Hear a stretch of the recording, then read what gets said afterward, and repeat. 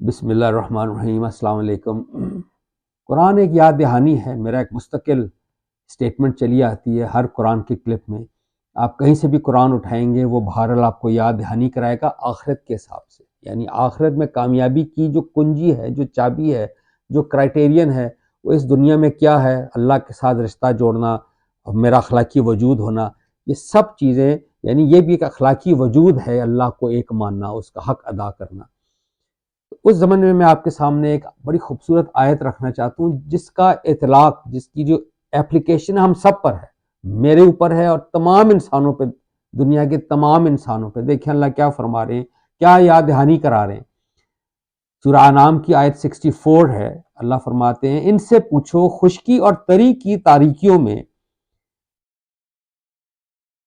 تم کو کون نجات دیتا ہے، جبکہ اس کو تم پکارتے ہو گڑ گڑا کر اور چپکے چپکے، کہ اگر اس نے ہم کو نجات دے دی اس مصیبت سے تو ہم اس کے شکر گزار بندوں میں سے ہو جائیں گے۔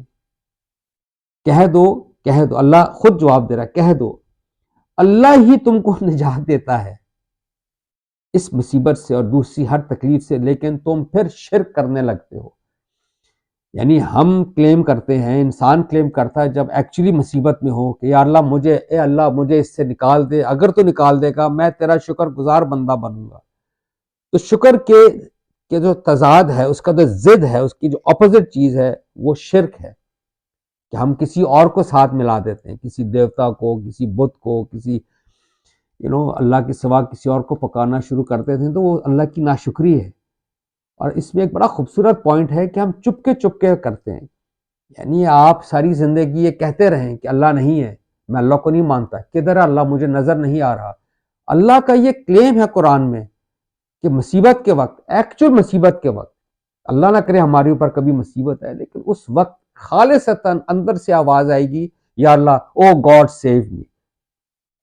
اس کی کیا وجہ ہے؟ انسان کی اصل فطرت کے اندر خدا ہی کا اعتماد ہے، یعنی میری اصل جو فطرت ہے، میرا ضمیر کی اندر کی آواز میں اصل میں خدا ہی کا اعتماد، وہی میرے لیے چٹان ہے۔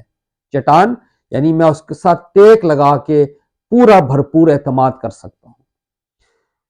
اللہ تعالی ہم کو رب کے ساتھ، اللہ کے ساتھ وہ رشتہ جیسا اللہ نے چاہا ہے وہ استوار کرنے کی ہمیں ہدایت دے، توفیق دے اور وہ وزڈم دے۔ آمین ثم آمین۔ شکریہ، السلام علیکم۔